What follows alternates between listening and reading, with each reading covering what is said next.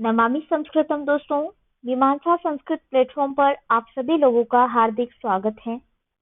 दोस्तों, मीमांसा संस्कृत प्लेटफॉर्म पर हम यूपीएससी संस्कृत ऑप्शनल के पीवाईक्यू सॉल्व कर रहे हैं और इस सीरीज के अंतर्गत हम सन 2017 के पेपर 2 को हल कर रहे हैं, जिसके अंतर्गत हम क्वेश्चन संख्या 6 तक पूर्व के लेक्चर्स में हल कर चुके हैं। अतः आज हम क्वेश्चन संख्या 7 को देखने वाले हैं। यह मूलतः खंड काव्यों से संबंधित प्रश्न होता है, जिसमें व्याख्या पूछी जाती है। ये आपको अपनी माध्यमिक भाषा में ही एक्सप्लेन करनी होती है इनकी व्याख्या। ठीक है, जैसे आपका मीडियम इंग्लिश है ऑप्शनल में, संस्कृत ऑप्शनल में, तो आप इंग्लिश में एक्सप्लेन करेंगे, या फिर आप हिंदी मीडियम से हैं तो हिंदी में। ठीक है, देखिए मैंने आपको पूर्व के लेक्चर्स में बताया था कि यानी कि क्वेश्चन संख्या 5, 6 जब हम सॉल्व कर रहे थे, पद्य हैं तो आपस में जैसे पूछे जा रहे हैं, अभी यूपीएससी का ट्रेंड है, तो मैंने आपको बोला कि इसमें मूलतः खंड काव्यों से संबंधित आपके प्रश्न होते हैं, यानी व्याख्या से संदर्भित प्रश्न होते हैं। ठीक है, तो खंड काव्य आपके पाठ्यक्रम में जो इस प्रश्न के अंतर्गत दिए गए हैं वो, किंतु ऐसा बिल्कुल भी नहीं है कि इसमें अन्य जगह से नहीं पूछे जा सकते हैं। ऑफ कोर्स पूछे जा सकते हैं, जैसे कि प्रश्न संख्या 5 और 6 में मैंने आपको पहले बताया था और उनमें भी पूछे गए हैं। तो हालांकि ये पूछे आपके पाठ्यक्रम में से ही जाएंगे, आउट ऑफ द सिलेबस नहीं होंगे। ठीक है, तो इस चीज का अवश्य ध्यान रखिए, सारे प्रश्न आपको कवर करने हैं। आई होप आपको ये मैंने बेसिक से कुछ चीजें बताई थी जो क्लियर हो गई होंगी। प्रारंभ करते हैं हम प्रश्न को। इसमें पहला श्लोक है, खंड काव्य मेघदूतम से संदर्भित है। जातम वंशे भुवन विदिते पुष्करावर्त का नाम, जानामि त्वां प्रकृति पुरुषम काम रूपम मघोनः, तेनाथित्वं त्वयि विधिवशात् दुर्बन्धुर्गतो अहम, यांचा मोघा वरम दिगुणे नाद में लब्ध कामा। ठीक है, यहाँ पर याचा नहीं है, इसकी जगह पर यांचा कर लीजिएगा। इस तरीके से, ठीक है, यांचा मोघा वरम दिगुणे नाद में लब्ध कामा। मेघदूतम से ये श्लोक है। इसमें क्या है कि आपको पूरी स्टोरी तो ज्ञात होगी सही, मैं आपको थोड़ा सा संदर्भ बता देती हूँ। जब मेघ से प्रार्थना की जा रही होती है यक्ष के द्वारा, तो वो किस तरीके से अपनी प्रार्थना को प्रस्तुत करते हैं और क्या कहते हैं, वो इस पद्य में बताया गया है। जैसे वो कहते हैं, पहले तो मेघ की प्रशंसा करते हैं। देखिए, किसी भी व्यक्ति से यदि आपको अपना काम निकलवाना है, तो सबसे पहले उसकी प्रशंसा, उसके विषय में कुछ अच्छी चीज आप जरूर बोलिए। ये एक मतलब आपका तरीका होना चाहिए। अगर कोई भी काम आपको निकलवाना है, कोई भी चीज मनवानी है, तो कोई भी बात मनवानी है, तो यहाँ पर यक्ष भी वही कर रहे हैं। जो संदेश है अपनी प्रिया तक पहुंचाना चाहते हैं, उसके लिए वो देख रहे हैं कि मैं किसके माध्यम से पहुंचाऊं। तो वो मेघ को, जो कि आषाढ़ मास का प्रथम दिवस है और मेघ का आगमन हुआ है, ऐसे में मेघ को ही वो संदेश वाहक के रूप में नियुक्त तो क्या उनसे प्रार्थना करते हैं। ठीक है, तो क्या कह रहे हैं पहले मेघ से, वो सुनिए। प्रथम पंक्ति में, जातम वंशे भुवन विदिते पुष्करावर्त का नाम। देखिए, पुष्कर और आवर्तक नामक वंश में तुम उत्पन्न हुए हैं, हुए हो, वंश में। ठीक है, तो यहाँ पर त्वाम भुवन विदिते, इसका मतलब है भुवन विदिते, कि तुम जो है भुवन में प्रसिद्ध पुष्करावर्त का नाम वंशों में जातम अर्थात हुए हो। ठीक है, मतलब तुम्हारा जन्म किसमें हुआ है, पुष्कर आवर्तक नामक वंश में तुम्हारा जन्म हुआ है। भुवन विदिते, जो कि तुम क्या हो, भुवन में, लोक में प्रसिद्ध हो। ठीक है, जानामि त्वां प्रकृति पुरुषम काम रूपम मघोनः। देखिए, मघोना का मतलब होता है इंद्र। ठीक है, तो इंद्र के तुम प्रधान पुरुष हो। काम प्रकृति पुरुषम मतलब प्रधान पुरुष हो। काम रूपम, अपनी इच्छा अनुसार रूप धारण करने में तुम सक्षम हो, समर्थ हो। ठीक है, जैसे कामदेव अपनी इच्छा के अनुरूप रूप धारण कर लेते हैं, और इस तरीके से तो उसी प्रकार से यहाँ पर काम रूप जो पद आया है, ये जो शब्द आया है, ये मूलतः मेघ के लिए प्रयुक्त किया गया है। तो मगोरह यहाँ पर इंद्र के लिए है, जैसा मैंने आपको बताया। तो इंद्र के तुम क्या हो? प्रकृति पुरुष, अर्थात प्रधान पुरुष हो। काम रूपम, अपनी इच्छा के अनुसार तुम रूप धरने में सक्षम हो, समर्थ हो। जानामि त्वाम, तुमको मैं ऐसा जानता हूँ। ठीक है, तुमको मैं जानता हूँ। आगे कहते हैं, ये प्रथम पंक्ति यहाँ समाप्त होती है, द्वितीय पंक्ति प्रारंभ होती है। इसमें कह रहे हैं, तेनार्थित्वं त्वं विधिवशा दुर्बंधुर्गतो अहम यांचा मोघा वरमति गुणे नाद में लब्ध कामा। देखिए, दुर्बंधुर्गतो अहम, दुर्बंधु गत अहम, अहम अर्थात मैं, यानी कि यक्ष। यक्ष कह रहे हैं कि दुर्बंधु, दूर हो गया हूं मैं अपने बंधु से, अर्थात अपनी प्रियतमा, अपनी भार्य से। बंधु का मतलब उनकी प्रियतमा, उनकी पत्नी से संबंधित है। गतो, हो गया हूँ। कैसे हुआ हूँ? विधिवशात, विधिवश, भाग्यवश मैं अपनी प्रियतमा पत्नी से दूर हो गया हूँ। तेनार्थित्वम त्वयि, तेनार्थित्वम, तेन अर्थित्वम, अर्थित्वम का मतलब होता है याचना। तो मैं तुमसे याचना करता हूँ। त्वयि, तुमसे, तृतीय विभक्ति एकवचन है। तो तुमसे मैं याचना करता हूँ कि भाग्यवश जो मैं अपनी प्रियतमा, अपनी पत्नी, भार्या से दूर हो गया हूँ, अतः मैं तुमसे याचना करता हूँ। क्या याचना करते हैं वो आगे के श्लोक में बताते हैं, किंतु यहाँ पर ये जो सुक्ति दी गई है उसका अर्थ आप समझ लीजिए, बहुत ज्यादा इम्पोर्टेंट है, आपके प्रश्नों में कोट करने लायक है। और आप अपने ऐसे वगैरह और एथिक्स के पेपर्स में भी सुक्ति को कोट कर सकते हैं। देखिए, यांचा मोघा वरमति गुणे नाद में लब्ध कामा। देखिए, यहाँ पर अधिगुण जो शब्द आया है, इसका तात्पर्य यह है, इस संदर्भ में है कि मैं जो आपसे प्रार्थना कर रहा हूँ, जो याचना कर रहा हूँ कि आप इस संदेश को मेरी प्रिया तक पहुंचा दे, तो इस प्रसंग से संदर्भित है कि अधिगुण, यानी कि अधिक गुण वाले से, मोघा अपी, ठीक है, अधिक गुण वाले से की गई प्रार्थना। मोघा, मोघ का मतलब होता है निसफल। तो अधिक गुण वाले व्यक्ति से की गई प्रार्थना यदि निसफल भी हो जाती है, तब भी वो क्या होती है? अच्छी होती है। ठीक है, और यहाँ कह रहे हैं कि न अदमे लब्ध कामा, कि अदम यानी अदम व्यक्ति जो है या नीच व्यक्ति है, तो नीच व्यक्ति से की गई प्रार्थना लब्ध कामा अर्थात पूर्ण हो जाती है, यानी सफल भी हो जाती है वो प्रार्थना जो नीच व्यक्ति से की गई है, तो भी वो अच्छी नहीं होती है। इस सूक्ति का यह तात्पर्य है कि यदि आपको किसी से प्रतिस्पर्धा भी करनी है अपने जीवन में, जैसे मान लीजिए अच्छे अंक प्राप्त करने हैं या आगे बढ़ना है, तो आप किसकी प्रतिस्पर्धा करते हैं? एक इंटेलिजेंट वाले व्यक्ति की, जो अच्छा चल रहा है आपकी क्लास में, आपकी कैटेगरी में, उससे आप प्रतिस्पर्धा करते हैं। यानी कि एक अधिक गुण वाले व्यक्ति से आप अपनी प्रतिस्पर्धा कर रहे हैं। क्योंकि आप उसके बराबर नहीं तो एटलीस्ट उसके अराउंड तो हो ही जाएंगे। ठीक है, भले ही आप उसके तरह सफल ना हो। तो कहने का तात्पर्य यह है कि अधिक गुण वाले से की गई प्रार्थना यदि सफल भी नहीं होती है तब भी वो अच्छी होती है, किंतु एक नीच व्यक्ति की जैसे ही आप उससे प्रतिस्पर्धा करते हैं, जैसे मान लीजिए कोई स्मोकिंग करता है और आप उससे प्रतिस्पर्धा करते हैं कि मैं इससे ज्यादा स्मोक कर सकता हूँ, तो वो एक तरीके से अच्छी नहीं है, यानी सफल भी हो जाती है और आप उस कार्य में प्रवृत्त भी हो जाएंगे तो वो सफल नहीं होगी, अच्छी नहीं होगी, मतलब सफल हो जाएगी तब भी।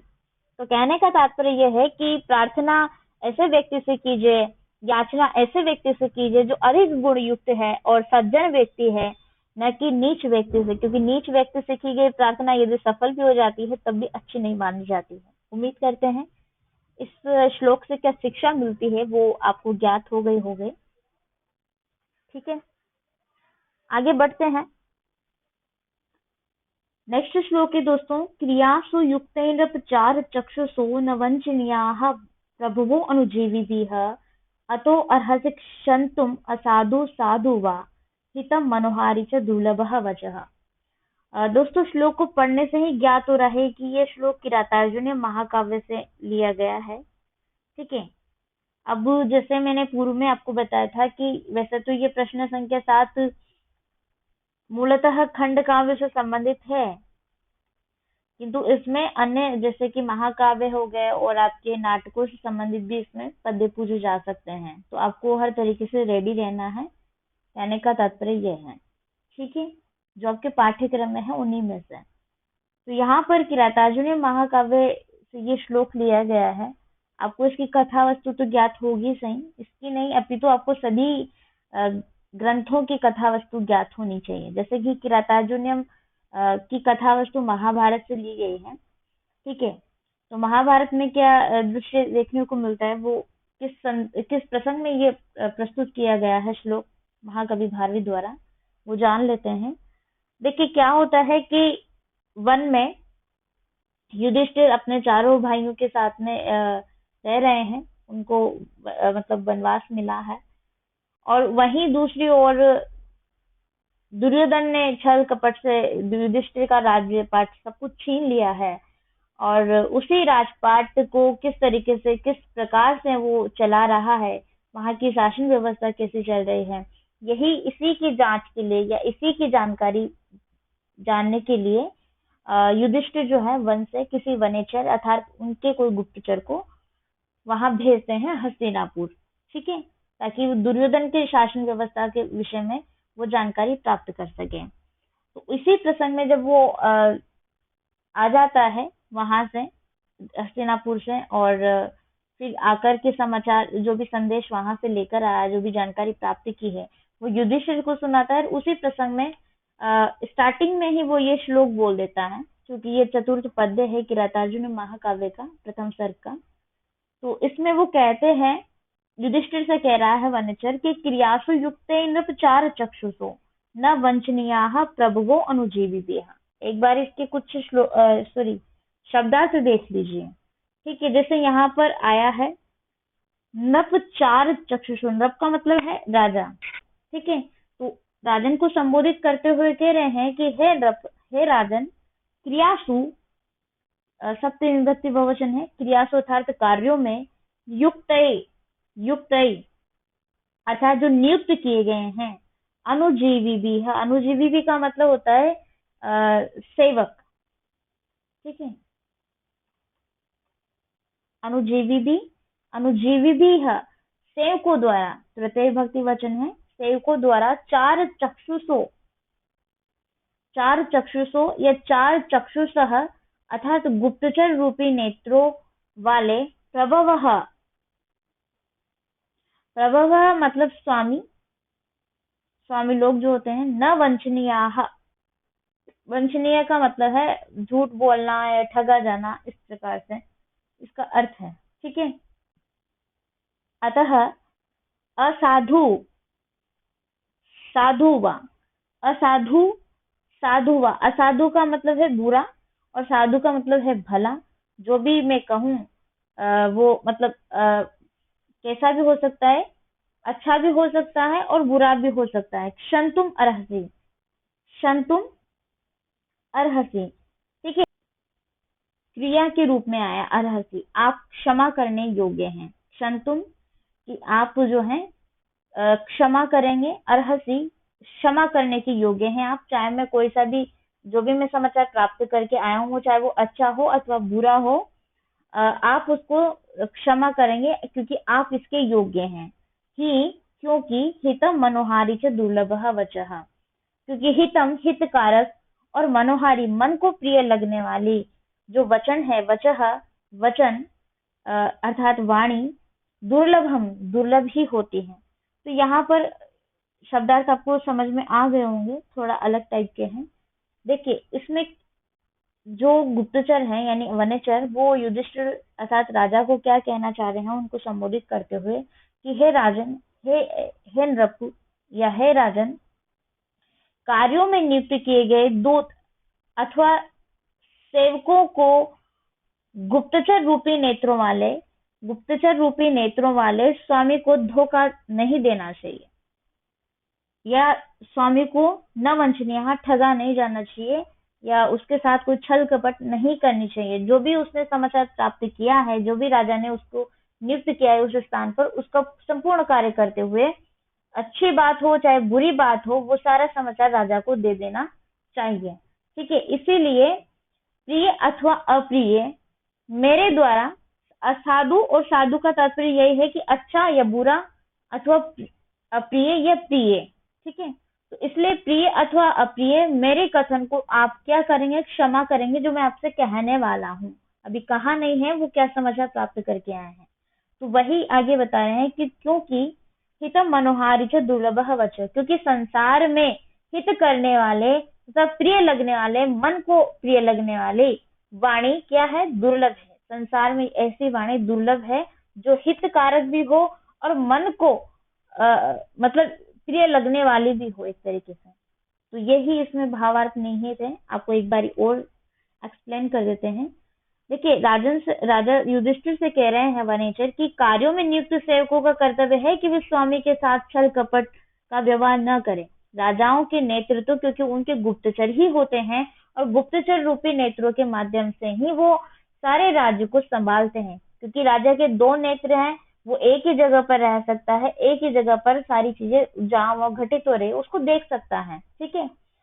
तो अन्य अन्य राज्यों में या जो भी है देश प्रदेश में उसने गुप्तचर नियुक्त किए हुए हैं। उन गुप्तचर रूपी नेत्रों के माध्यम से ही राजा अपनी राज्य व्यवस्था को चलाता है।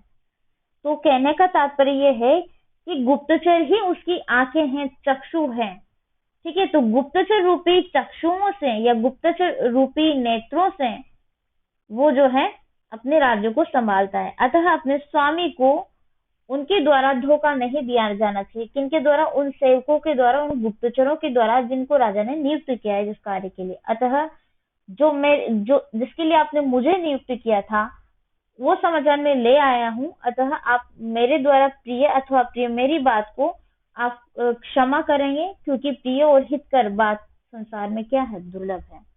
तात्पर्य आपको समझ में आ गया होगा। आगे बढ़ते हैं। अगला है इसमें ये गद्य है, ठीक है। शुक्नाशोपदेश से लिया गया गद्य है, क्योंकि आपके इसमें आता है पाठ्यक्रम में। आगे बढ़ते हैं। गर्भेश्वरत्वम अभिनव यौनत्वम अप्रतिम रूपत्वम अनुशक्तित्वम च इति महतीयं खल्वनर्थ परंपरा सर्वा विनयानाम एकैकम अपि एषाम आयतनम किम उत समवायः यौवनारंभे च प्रायः शास्त्र जल प्रक्षाल निर्मलापि कालुष्यम उपयाति बुद्धिः। देखिए, शुक्नाशोपदेश में उपदेश दिया जा रहा है शुक्नाश मंत्री के द्वारा चंद्रापीड़ को, जो कि राजा तारापीड़ का पुत्र है। तो इसमें ऐसे ऐसे जैसे वो अभी अभी हाल ही जस्ट आश्रम से आया है शास्त्र का अध्ययन करके, ठीक है। अब उसका जो है राज्याभिषेक होने वाला है, तो वहां पर उपदेश दिया जाता है किसके द्वारा? शुकनाथ के द्वारा। तो उसी उपदेश से संबंधित ये कड़ी यहाँ पर आई है।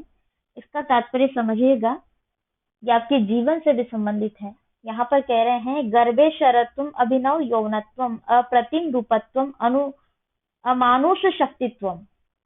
देखिए, गर्भ से ही ईश्वरत्व को प्राप्त हुआ है, जो यानी कि जन्म से ही जिसको स्वामित्व प्राप्त हो गया है, ठीक है। यानी जन्म से ही वो ऐसे कोई बड़े राज्य का या फिर बड़े इसका जैसे राजा का पुत्र हुआ है, तो डेफिनेटली वो उस राज्य का राजा बनेगा ही इन फ्यूचर। तो उसको जन्म से ही अधिकार मिल गया है, ठीक है। तो कहने का तात्पर्य यह है कि जो जन्म से ही स्वामी है, गर्भे ईश्वरत्वम, गर्भ से ही जो स्वामी है, जन्म से ही जिसको राज्य मिल गया है, ठीक है। अभिनव यौवनत्वम, और जिसका जो युवावस्था में हो, जिसका अभिनव यौवनत्वम यानी नया नया यौवन आया हो, उसने नया नया यौवन प्राप्त किया हो। आगे कहते हैं अप्रतिम रूपत्वम, और जिसका क्या हो, अप्रतिम रूपत्व है। अप्रतिम मतलब कि अप्रतिम सौंदर्य या अप्रतिम रूप भी हो, ठीक है। वही अमानुष शक्तित्व, और अमानुष शक्तित्व यानी कि पराक्रमशाली भी हो, शक्ति भी हो, उसमें पराक्रम भी हो, ठीक है। इति महतीयम खलनर्थ परंपरा। तो ये चार चीजें यहाँ बताई गई है। पहली तो ये बता दी गई है कि गर्भ से ही स्वामी होना, ठीक है। दूसरा बताया है कि अभिनव यौवनत्व, नया नया उसका यौवन, उसको नया नया यौवन हो।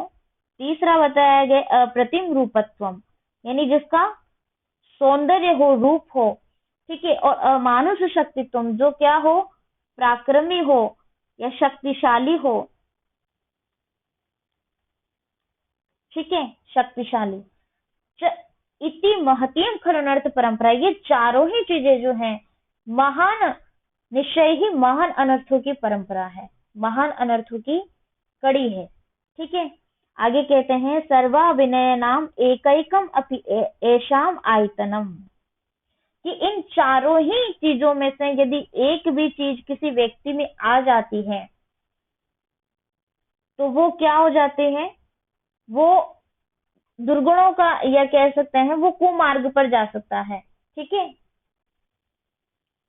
सर्वा विनयान, उसके सभी विनय नष्ट हो जाएंगे वहां पर, और वो ऐसा व्यक्ति जिसमें ये चारों में से एक चीज भी आ गई, ठीक है, एक जैसे नव युवावस्था को प्राप्त हुआ हो, कोई युवक है, युवती, कोई भी हो, या किसका सौंदर्य अच्छा हो, ठीक है, या जन्म से ही वो अच्छे परिवार में उत्पन्न हुआ हो, अच्छे परिवार में जन्म हुआ, या शक्तिशाली हो, बल से, पराक्रम से शक्तिशाली हो, इस प्रकार से। तो इनमें से कोई एक चीज भी व्यक्ति के पास होती है तो डेफिनेटली उसमें अहम आ जाता है, नेकी भावना आ जाती है, ठीक है। तो वही यहाँ पर कह रहे हैं कि ऐसा व्यक्ति कुमार्ग पर जा सकता है, ये 100% पॉसिबिलिटी होती है।